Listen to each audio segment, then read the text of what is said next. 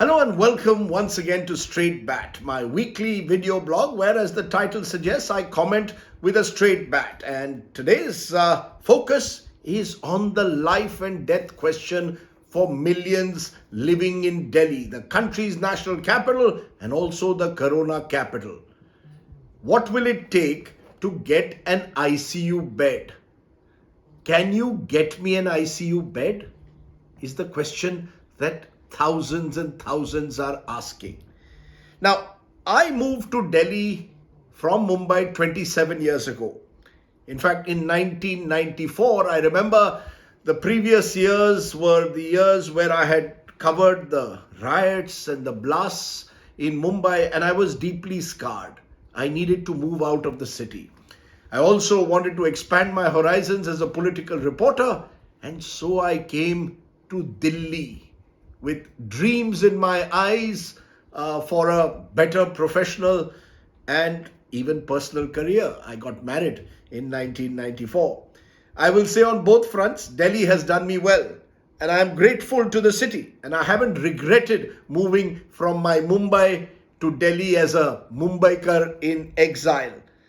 I love the winter walks, and I love the golgappas and the chole kulche and all that Delhi has to offer, especially in winter. But the past few days have convinced me, my friends, that Delhi is not the place to spend the last years of one's life. It's a city of power and privilege, but sadly, not enough always of decency and humanity. It is a city where, frankly, there is too much government and too little governance. And to my mind, it is that which typifies the crisis of Delhi at the moment. The crisis of corona is a national crisis. Let's be very clear. It's not as if other cities are immune to the struggle for a hospital bed or the struggle for remdesivir or at times even for oxygen. This is a battle now in every major metropolis across the country, and I fear it will spread to district after district over the next few weeks. The pandemic is overwhelming in that sense, in its intensity and scale. But what makes Delhi stand out, and this to my mind is critical, is the fact there is no one I can hold accountable for the mess that the city finds itself in. We have Arvind Kejriwal, and he's our chief minister, and he's the face, in a way, some would say, of Delhi. He's the chief minister, as I say at the moment, with the maximum media exposure, but also with the minimum executive powers. Whatever real powers that he had have already been extinguished by the new Government of National Capital Territory Amendment Act, one of the many legislations that have been passed in this Lok Sabha without any real debate, and simply pushed through and bulldozed through by the majority that the ruling party at the center commands.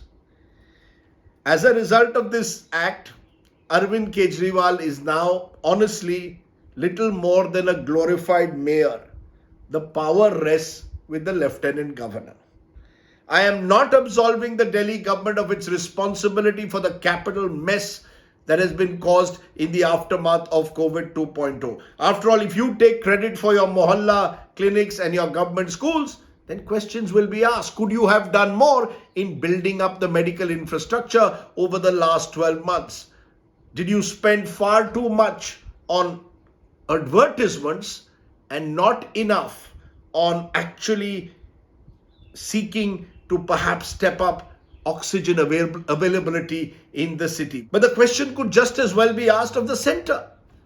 Why did you not speeden up the process of granting tenders for these oxygen plants? Why did it take you months on end? Kejriwal is really, as I said, only one piece of the larger governance crisis that faces Delhi.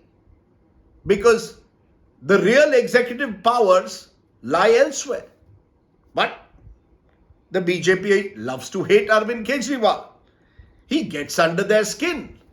The latest example being the sting that he carried out on Prime Minister Modi during a chief minister's meeting recently on the COVID crisis. I'm told that the Prime Minister was livid and wanted Kejriwal to apologize.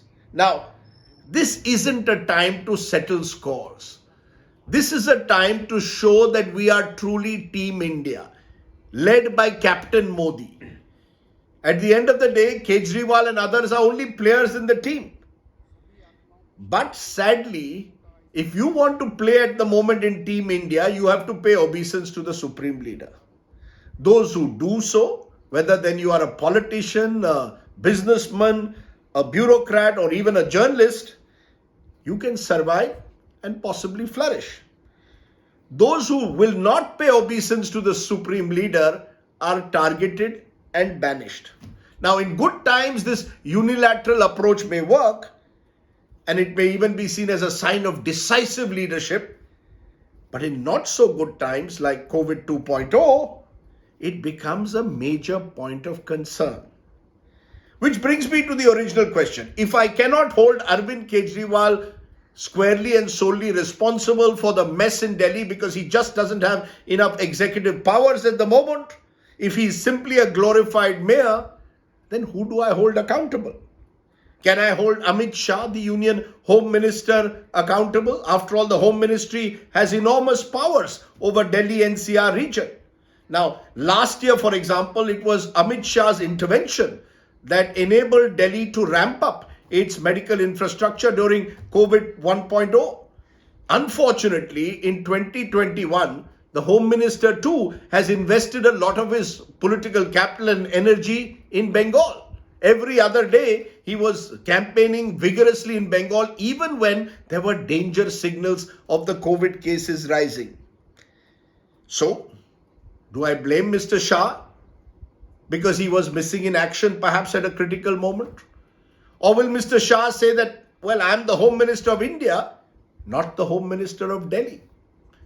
And what of the Prime Minister himself? Is he to be held responsible? Or do I hold the Lieutenant Governor, who is perhaps, at least constitutionally now, the most powerful individual in Delhi?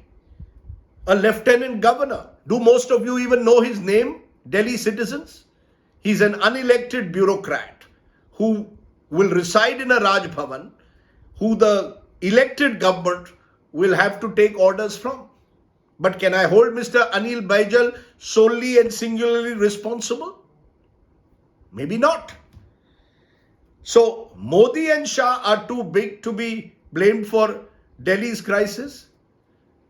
Arvind Kejriwal appears too powerless, and the Lieutenant Governor appears faceless.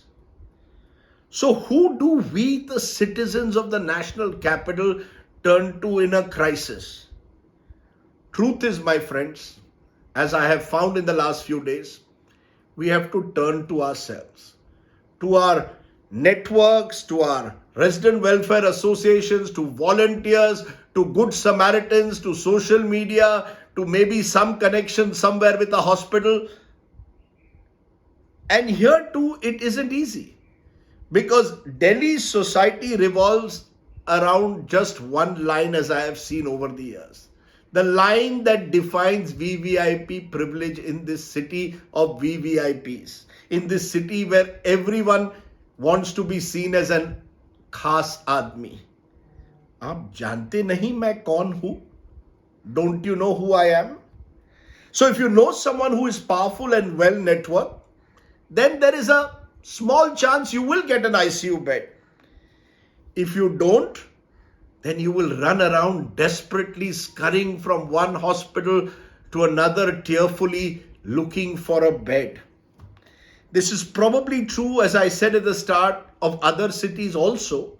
But nowhere have I sensed the sheer hopelessness that the citizen today in Delhi faces. There may be an Aam Aadmi government in Delhi, but truth be told, there is only a Khas Aadmi system in place in this city, where the average citizen has no real sanctuary in a crisis like this. I at a personal level, whenever I get a request for oxygen, a bed, or a remdesivir, all I can do is put out a WhatsApp to someone I know, because over the years as a journalist, I do know several khas admis, request them, implore them, beg them at times, yaar ek to bed dilwa do.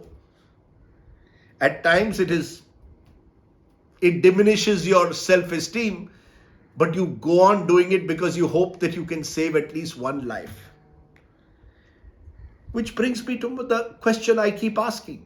Who do I hold accountable today when someone dies because of lack of oxygen? In Jordan, a minister had to resign because of oxygen deaths. There was a time when a Lal Bahadur Shastri would resign as railway minister when there was a railway accident. Today, my friends, no one will.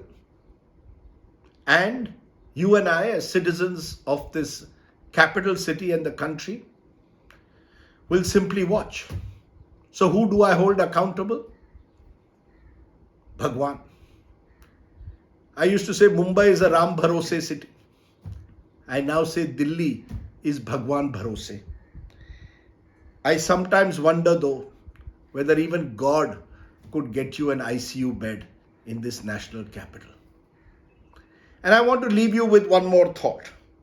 A few days ago, I helped someone with a plasma request through social media. The person then sent me a direct message on Twitter saying, "Thank you for helping me, sir. But I just wanted you to know that I have trolled you in the past because I think you are an anti-national journalist." I sent him back a smiley. It appears that it has taken a virus for some of us to slowly learn who is truly anti-national and who is not. Those who failed us in a crisis, or those who in their own small way are trying to put humanity first. Think about it. Thanks for watching. This was The Straight Bat, and do subscribe to my YouTube channel for plenty more such videos. Stay well, stay safe.